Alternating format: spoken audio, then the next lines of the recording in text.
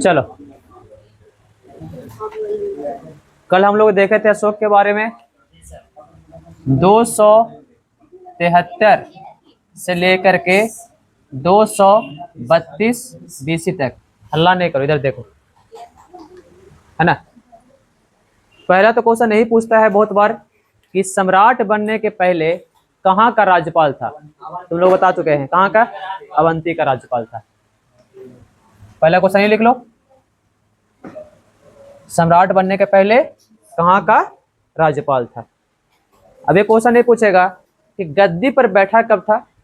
273 BC में। कब बैठा, 273 बीसी में, है ना। अगला है हाँ कि इसका राज्याभिषेक कब हुआ, तो 269 बीसी में। 4 साल का गैप है ये। हाँ, और 4 साल क्या किया इसने, अपने सारे दुश्मनों को ठिकाने लगाया, है ना। हाँ, जो जो दावेदारी पेश कर रहा था कि हम राजा बनेंगे, हाँ जैसे केजीएफ में हो रहा था, है ना। चलो, माता का नाम इनका बता चुके हैं आप लोग को। माता का नाम है चंपा, या इन्हीं का नाम एक और लिया जाता है सुभद्रांगी। हाँ, माता का नाम चंपा या सुभद्रांगी, है ना। पिता का नाम बिंदुसार।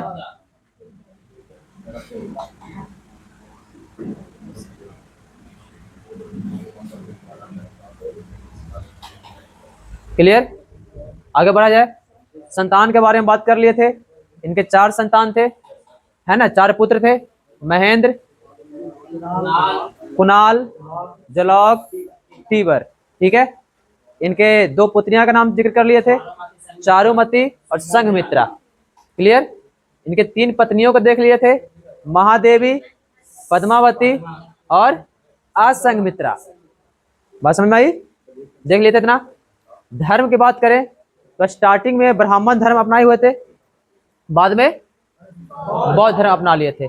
बौद्ध धर्म की शिक्षा देने वाले व्यक्ति कौन थे, उपगुप्त, है ना। उपगुप्त इनका चचेरा भाई था। बस समझ गई, हाँ हाँ, चचेरा भाई था उपगुप्त। तो उन्होंने अपना इनका बौद्ध धर्म की शिक्षा दी और उसके बाद फिर बौद्ध धर्म अपना लिए। कब बौद्ध धर्म अपनाए थे, कलिंग युद्ध के बाद। क्लियर, चलो प्रधानमंत्री का नाम देख लिए थे, खल्लाटक। देखो हाँ, अशोक के बहुत सारे नाम मिलते हैं, जैसे हम लोग देखे थे, हाँ चंद्रगुप्त मौर्य के नाम अलग अलग थे, है ना। बिंदुसार के भी नाम अलग अलग थे। तो वैसे ही अशोक के नाम अलग अलग ग्रंथों में अलग अलग जगह पे अलग अलग नामों से इसको पुकारा गया है ना। तो लिखो इनके अन्य नाम, अशोक के अन्य नाम। हाँ, अशोक के अन्य नाम की बात करें तो पहला नाम इसको है प्रियदर्शी। पहला नाम क्या है, प्रियदर्शी। अब क्वेश्चन ये पूछेगा कि प्रियदर्शी जो है कौन कौन सा अभिलेख या किस ग्रंथ में पुकारा गया है। बात समझे, तो 2 ग्रंथ है, कौन कौन सा ग्रंथ, सॉरी 2 अभिलेख है ना। अभिलेख के बारे में बाद में आप लोग बताएंगे। तो 2 अभिलेख है, एक है भाब्रू अभिलेख। कौन अभिलेख, भाब्रू अभिलेख। और दूसरा अभिलेख का नाम क्या है, कांधार।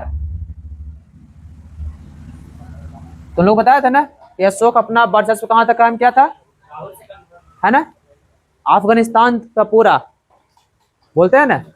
इसीलिए देखो, जब तुम लोग मूवी वगैरह कभी देखोगे सिपाहीबाजी वाला, तो वहां मिलेगा एक, हाँ वहां पर बाजीराव मस्तानी मूवी है, हाँ उसमें देखना कि, अरे मोबाइल रखो ना रे, ए रखो ना मोबाइल को, पढ़ने आए हो ना, तो मोबाइल रख के पढ़ा, देखो सुनो कम से कम।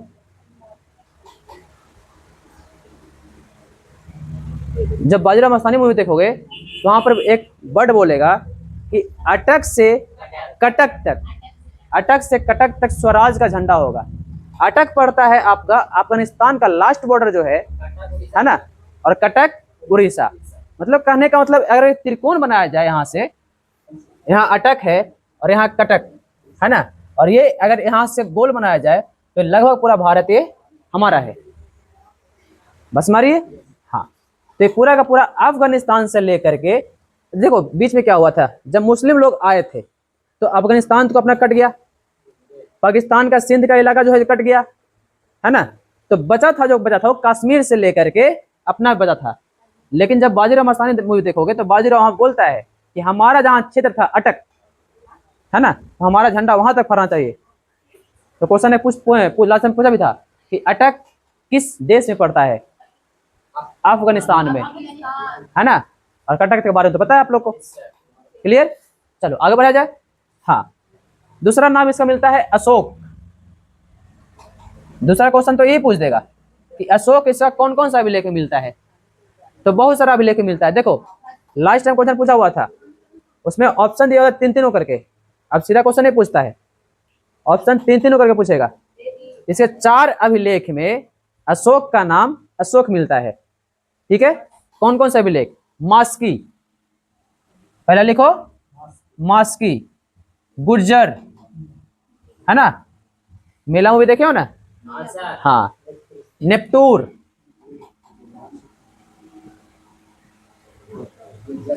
हाँ, उडेगोलम, हाँ, मेला मूवी कौन कौन देख रखा था सारे हैं? रूपा वाला, गुज्जर वाला, पहला वाला सब मूवी बताए देखे, चलो बढ़िया बात है। अगला नाम मिलता है महाराजा धीराज। महाराजा धीराज, देखो ये नाम नहीं है, ये एक संबोधन है, पता है ना, जैसे सम्राट, है ना। देखो राजा को बोलते हैं सुल्तान, मुस्लिम वाले को, है ना। हमारे यहाँ दक्षिण के राजा को बोलते थे भोज, कहीं कहीं बोलेगा मिलेगा तुमको भोज, तो भोज राजा का ही नाम, राजा का उच्चारण है भोज, है उपाधि नहीं। राजा का ही दूसरे देश में बोलते हैं भोज। अरे हाँ, वही गंगो तेली वाला, कहाँ राजा भोज, कहाँ गंगो तेली। तो भोज जो है ना राजा को उपाधि है, उपाधि नहीं मतलब राजा ही है, राजा का नाम है, दूसरा नाम है भोज, सम्राट, बस समझे। वैसे ही एक नाम होता है महाराजा धीराज, बस समझे। ये भाब्रू अभिलेख में मिलता है, कौन सा अभिलेख में? भाब्रू, हाँ।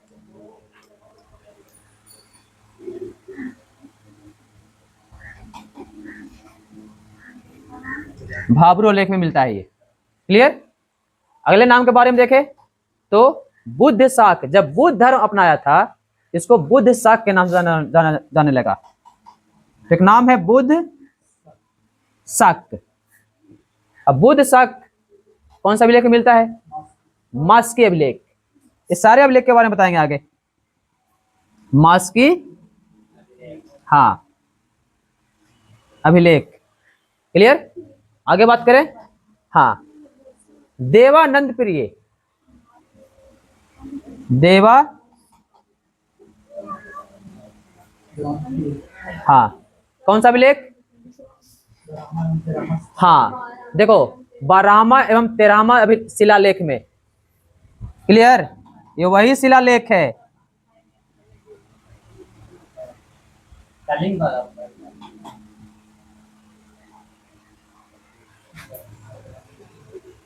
क्लियर, आगे बढ़ा जाए। चलो, अशोक वर्धन,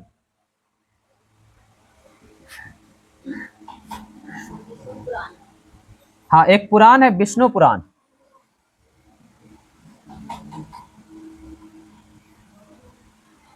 ठीक है। उसके बाद है कामाशोक और चंडकोश,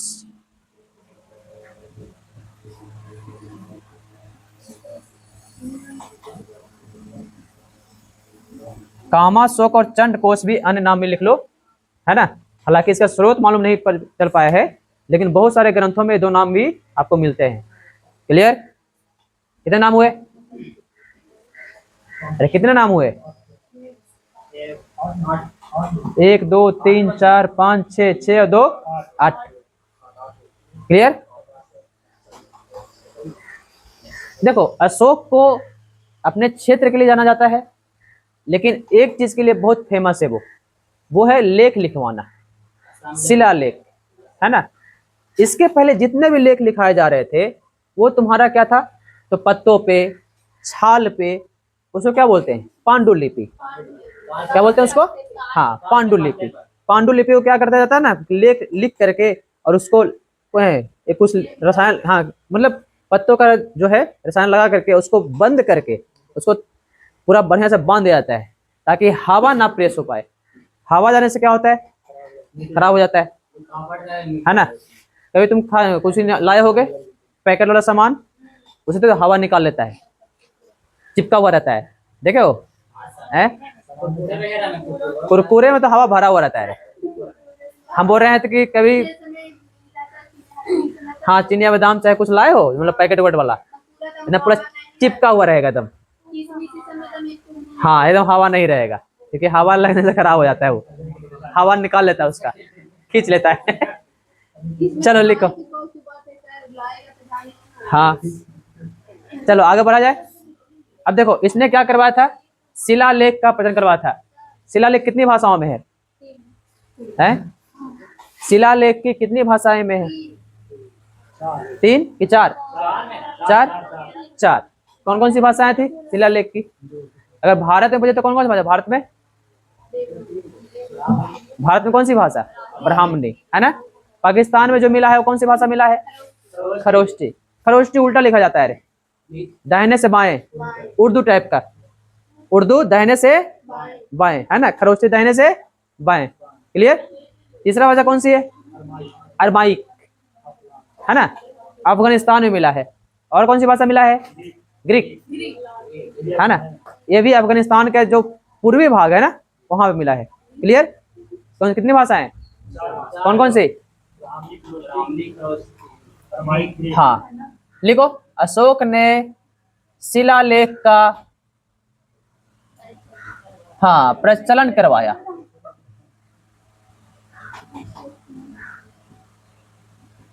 कितनी भाषाएं थी भाई, 4 भाषा। भारत में जितनी भाषाएं मिलती है उसको बोलते हैं ब्राह्मणी, है ना।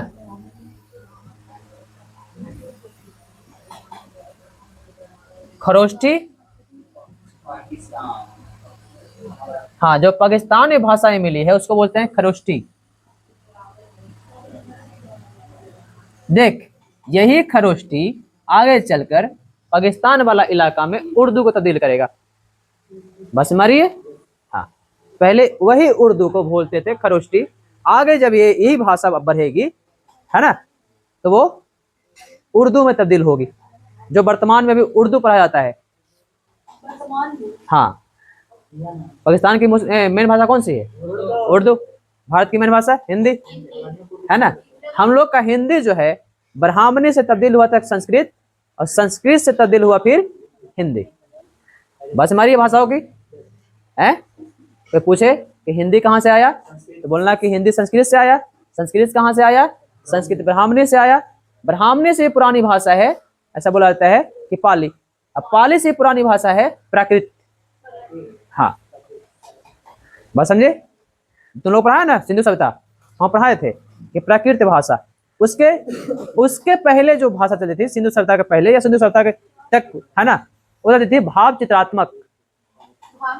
हाँ बोले थे ना, सिंधु सभ्यता बोले थे तुम लोग को भाव चित्रात्मक, मतलब घोड़ा लिखना है तो घोड़ा घोड़ा का छोटा चित्र बना देंगे, ये समझे। हाँ कुछ लिखना है तो उसी का चित्र पाट देंगे, उसको बोलते हैं अपने भाव को चित्र में दर्शाना। तीसरी भाषा कौन सा है, अरमाइक,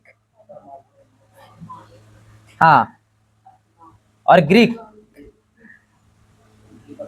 हाँ अफगान की भाषा ही है। अफगान में चले जाओ इस भाषा के लिए, क्लियर। कितनी भाषाएं हो गई, 4, तो लिखो।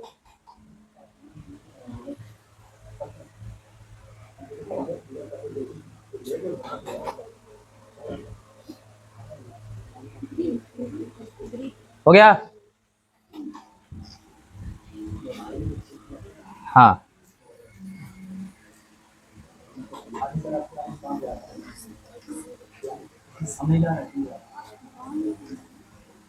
अफगान, अफगान को अफगानिस्तानी बोलते हैं भाई। हाँ। अच्छा, शिलालेख का प्रचलन क्यों करवाया था? तो बोले थे कि पांडुलिपियां बाद में खराब होती है, फिर उसको लिखना पड़ता था, है ना। तो इसने क्या किया कि जहां जहां जो जो काम करवाए सारे को पत्थरों पे लिखवाना शुरू किया, है ना। पत्थर पे लिखवाना शुरू किया। तो कितने पत्थर लिखवाए? तो पहला शिलालेख था, है ना। शिलालेख में क्या होता है? तो पत्थर होता है चौड़ा सा, उस पर लिखवा दिया, देखा हो ना लिखा हुआ पत्थर पे। हाँ। दूसरा होता है स्तंभ लेख। स्तंभ लेख होता है पिलर में, जो घर का पिलर हुआ उसमें लिखवा दिया। तीसरा उसने लिखा है गुहा लेख। गुहा लेख किसको कहते हैं? तो गुफा में, है ना। तो गुफा में भी शिलालेख ही हो गया, शिला पर ही है, लेकिन गुफा के अंदर को बोलती है गुहा लेख। तीनों जो है ना, पत्थरों पे लिखवाया गया लेख है, लेकिन अलग अलग शेप में लिखाया गया लेख है, इसलिए अलग अलग उसका नाम है। बात समझे? जेम्स प्रिंसिपे नाम का एक व्यक्ति था, है ना, उसको ये सारे शिलालेख मिला। हाँ, सारा शिलालेख की खोज धीरे धीरे धीरे करके खोजना शुरू किया, लेकिन उसमें पढ़ा नहीं जा सका था क्योंकि भाषा अलग थी। कौन सी भाषा थी? तो अफगानिस्तान में दो भाषाएं, अरमाइक और ग्रीक। उसके बाद कौन सी भाषा? ब्राह्मणी भारत में, खरोष्टी पाकिस्तान में। फिर जैसे जैसे हम लोगों के पास टेक्नोलॉजी आनी शुरू हुई, वैसे वैसे हम लोग पढ़ करके उसको समझना भी शुरू कर दिए। क्लियर? अशोक के 3 सगे भाई और थे। एक का नाम तो बता दीजिए तुम लोग को, सुसीम, है ना। एक का नाम था विगत, एक का नाम था शोक, एक का नाम था तीस। बात समझे? तो हालांकि बहुत सारे ग्रंथों में यही 4 भाई का जिक्र है, लेकिन बौद्ध ग्रंथ के एक अंगुत्तर निकाय है, वहां पर बोला गया है कि अशोक के 100 भाई थे और 100 को मार करके कहाँ डाल दिया था? पटना के आगम कुआं। देखे तुम लोग कभी गए हो आगम कुआं? हुलक के देखे? हुलक के ऐसे नहीं देखे? हुलक के है? लिखो, अशोक के 4 भाई थे। अशोक टोटल कितना? 5 भाई हो गया, है ना। हाँ, 4 भाई 1 5 भाई हो गया अशोक, सब मिला करके रे। अरे वो एक ही ग्रंथ में मिलता है ना भाई, नहीं समझ में आ रहा है? हम बोल रहे हैं कि 99 भाई एक ही ग्रंथ का स्रोत है, बाकी सारे ग्रंथों में 4 ही भाई का जिक्र दिया गया है। बस हमारी है, नहीं समझ रही है? मतलब हम बोले कि एक ही ग्रंथ, एक ही किताब में जो है सारे 99 भाई का जिक्र है, बाकी ग्रंथों में 4 ही का जिक्र मिलता है। तो सारे ग्रंथों को मानोगे कि एक को मानोगे? सारे ग्रंथों जो 10 कह रहे हैं उसको मानेंगे। लिखो, एक का नाम था सुसीम, एक का नाम था विगत, एक का नाम था शोक, तीस।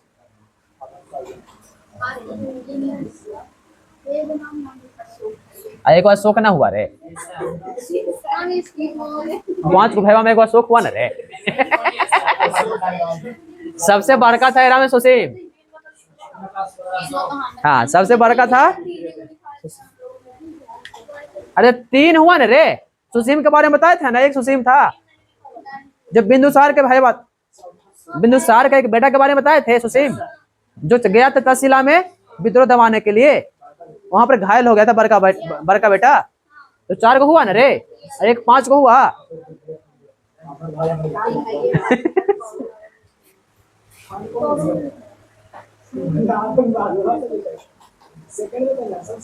हाँ, थर्ड और फर्स्ट ना कर रहे, उतना हमको पता नहीं है, हमको पूछने गए थे उससे।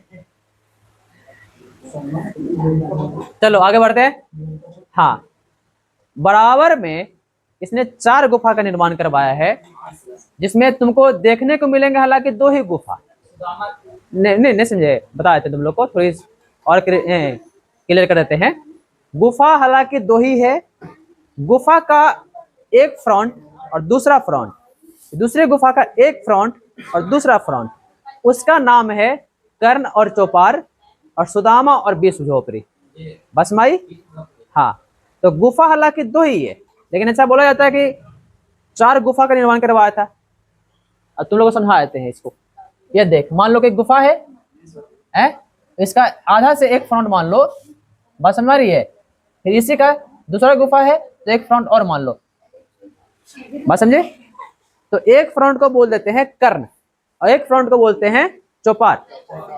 दूसरा गुफा और बगल में तुमको आगे जाकर मिलेगा, बराबर में, बराबर गए हो तुम लोग, हाँ थोड़ा सा और आगे बढ़ोगे तो दूसरा गुफा मिलेगा, उसका भी 2 फ्रंट है, तो गुफा दुए को तुरा दिखेगा।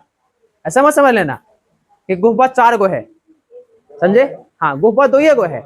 गुफा का एक फ्रंट और दूसरा फ्रंट का नाम दिया गया है, तो इसीलिए बोला जाता है कि इसने, हाँ, और उस गुफा को 4 भागों में बांटा गया है, तो इस 4 भागों को बोलते हैं कर्ण, चौपार, विश्व झोपड़ी और सुदामा। क्लियर। तो लिखो, आजीविकों को रुकने के लिए,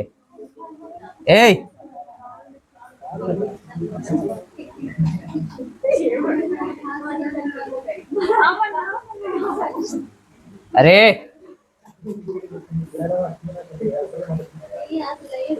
मुरई बेचेगा ये आज, कद्दू कल बिकेगा, आज नहीं बिकना है।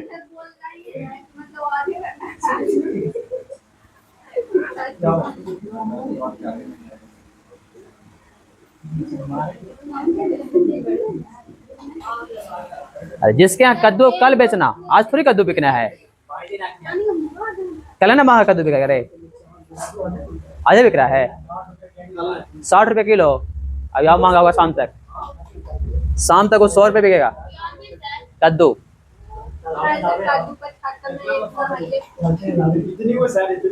अरे अभी कद्दू महंगा बिक रहा है तो शाम तक 100 रुपये हो जाएगा, अब मिलेगा नहीं। हाँ लो, आजीविकों को रोकने के लिए 4 गुफा का निर्माण करवाया, चारों का नाम रखा, एक का नाम था कर्ण, एक का नाम था चौपार, हाँ एक तरफ का नाम था सुदामा और एक तरफ का नाम था विश्व झोपड़ी। क्लियर।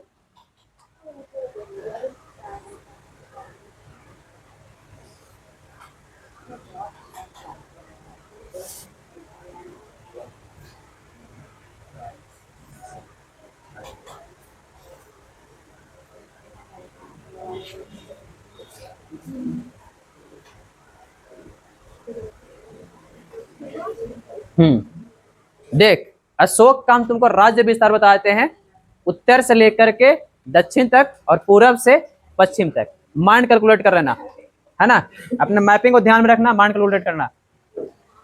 पश्चिम में चले जाओ तुम अफगानिस्तान तक, क्लियर हो गया, माइंड क्लियर है। पूरब में चले जाओ बंगाल तक, बंगाल कहने का मतलब हम बात कर रहे हैं बिहार, बिहार तो बिहार था ही, मगध है ना। बंगाल का कहने का मतलब पश्चिम बंगाल, पूर्वी बंगाल और असम। असम के क्षेत्र बंगाल में था पहले, हाँ जी पहले असम का क्षेत्र बंगाल में था, ठीक है। तो असम दिख रहा है मैप में, हाँ तो असम तक, नागालैंड मणिपुर मिजोरम खाली छोड़ दो ना, क्योंकि वो ट्राइबल्स एरिया थे तो उसमें फिर ज्यादा कुछ नहीं था। तो असम तक क्लियर हो गया मैप, हाँ। उत्तर में चले जाओ कश्मीर तक, क्लियर है। दक्षिण में कर्नाटका, क्लियर है। उतना बड़ा क्षेत्र किसका था, अशोक का। तमिलनाडु छुटा हुआ था, तमिलनाडु उसमें नहीं, पता नहीं था, नहीं। तमिलनाडु और कर्नाटका, सॉरी केरल जो थे वो ट्राइबल्स एरिया में हुआ करते थे और वहां ज्यादा कुछ होता नहीं था, तो उसको कब्जा करना ना करना बराबर था। अशोक ने वहां कब्जा किए थे जहां जहां से उसको टैक्स अधिक आ सकता था, या तो खनिज संसाधन थे। देखो अशोक इतना बड़ा साम्राज्य का राजा बनने के पीछे रीजन क्या था, या फिर चंद्रगुप्त मौर्य का इतना बड़ा राजा बनने के पीछे रीजन क्या था। मगध को शुरू से शुरू करते फिर से, जब बिंबिसार राजा थे, उसके बाद फिर शिशुनाग वंश आए, नाग वंश है ना, वहां पर आए, उसके बाद हर्यक वंश आए है ना, और उसके बाद नंद वंश आए। तो ये 4 वंश तक में अभी तक लोहे की खोज कम मात्रा में हुई थी, बस समझ आई। लेकिन मौर्य वंश का जैसे ही उदय होता है, लोहे के खान मिलना शुरू होता है अधिक मात्रा में, और वो लोहा इनके लिए वरदान साबित हुआ। लोहे से सारे हथियार बनाए जाते हैं बस में, और लोहा मिलना शुरू हुआ, और जब वहां पर तांबा और भी चीजें मिलनी शुरू हुई तो इनके लिए वरदान साबित होना शुरू हो गया। अभी भी झारखंड वाला इलाका में लोहा निकाला जाता है, और वो मगध के क्षेत्र में आ जाता पहले। 2000 तक तो बिहार का क्षेत्र था वो। क्लियर? तो सबसे बड़ा मेन कारण है कि मौर्य वंश का इतना बड़ा उत्थान क्यों हुआ। क्वेश्चन बार बार पूछ देता है कभी कभी कि मौर्य वंश का मेन उत्थान का कारण कौन सा खनिज है? लोहा। हाँ, लोहा का अधिक मात्रा मिलना। अब इसके पहले क्या होता था, जब हर्यक वंश था और भी वंश थे, या फिर उसके पहले भी महाजनपद बन रहा था, उसके पहले कबीला में थे, तो वो लोग क्या कर रहे थे, तो वो लोग के यहाँ हथियार बेचते आते थे और वो हथियार से युद्ध होता था। तो एक हथियार खरीदना और एक हथियार अपने यहाँ है, बस हमारी ज्यादा प्रभावशाली होगा। अपने यहाँ खदान में निकल रहा है, ज्यादा हथियार बनेंगे, खरीदेंगे तो लिमिट में खरीदेंगे। बस समझे, यही कहानी हुई। तो मौर्य वंश का उत्थान का सबसे बड़ा मेन कारण जो था वो क्या था? हथियार। हथियार में क्या लगता है? लोहा। क्लियर हो गए? समझ में आया? कौची समझ में आया था? हाँ सर, लोहा। चलो, तुम लोग क्लियर हो गया कि अशोक का कितना बड़ा साम्राज्य था? दक्षिण में कहां तक? कर्नाटका तक। पश्चिम में कहां तक? पश्चिम अफगानिस्तान तक, है ना? पूर्व में कहां तक? असम तक। अगर अभी के मैप उठाओ तो असम तक। बंगाल लिखोगे लेकिन कुछ पुराना वाला बंगाल को उठाकर देखोगे तो वो असम तक बंगाल हुआ करता था। क्लियर? उत्तर में कहां तक? हाँ, कश्मीर। कश्मीर मैंने पूरा लद्दाख भी समझ ले रहे, 19 में अलग हुआ है लद्दाख, है ना? बात समझे? तो इतना बड़ा साम्राज्य था अशोक का, और वो एक व्यक्ति बिना कम्युनिकेशन का कहाँ बैठा है? पटना में, पाटलिपुत्रा में। बात समझे? और वो बैठकर डिसाइड करता है कि अफगानिस्तान का फल कौन खाएगा। बात समझे? उसमें तो ऐसा कम्युनिकेशन था नहीं ना, ऐसा ना टेलीफोन लगा के तुरंत फोन कर लेता, अरे तुम टैक्स नहीं भर रहे हो। वहां चिट्ठियां पहुंचने में टाइम लगता था। बात समझे? चलो। अब आते हैं कलिंग पराक्रमण। हाँ, लिखो। हाँ,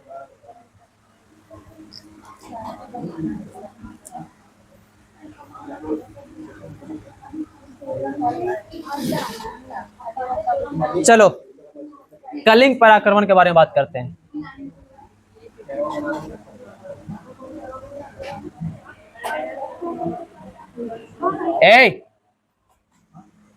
कलिंग पराक्रमण देखो, सम्राट बनने के 8वें वर्ष बाद, मतलब कि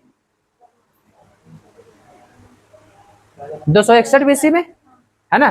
सम्राट बनने के 8वें वर्ष बाद कलिंग पराक्रमण किया। उसमें कलिंग के राजा का नाम क्या था? लिखो।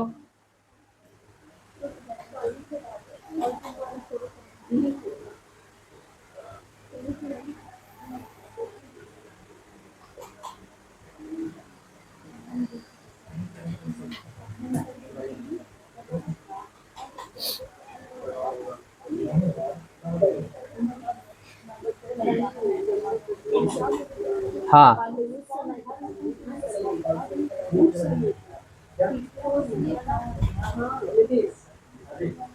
लिखो कलिंग पराक्रमण राजाभिषेक के 8वें वर्ष।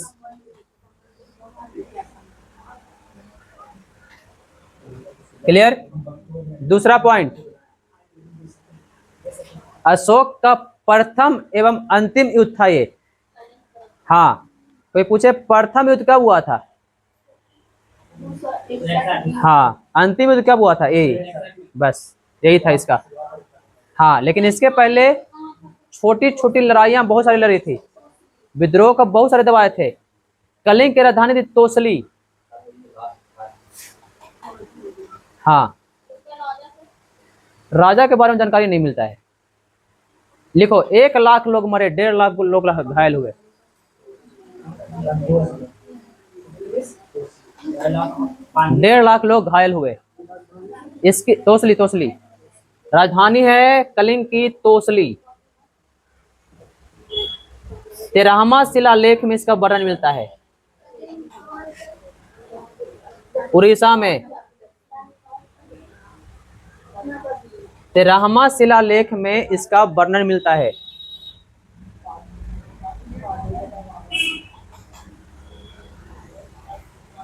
तो वही स्थान है जहां इसका पश्चाताप हुआ था,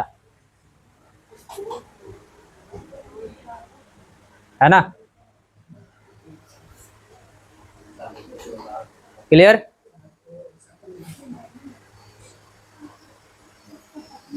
देखो इस युद्ध में हुआ क्या था, इसीलिए अशोक का पश्चाताप क्यों हुआ, सबसे बड़ी बात यही मिलती है। हाँ, इसके पहले भी बहुत सारे युद्ध लड़े गए हैं, लोग मरे हैं, है ना? लोग मरे हैं, एक दूसरे को मारे भी हैं, लेकिन किसी भी राजा ने पश्चाताप नहीं किया था। आखिर अशोक को पश्चाताप क्यों हुआ, इसके पीछे रीजन है। इसके बाद सही में तुम लोग कद्दू बेच रहा है रे?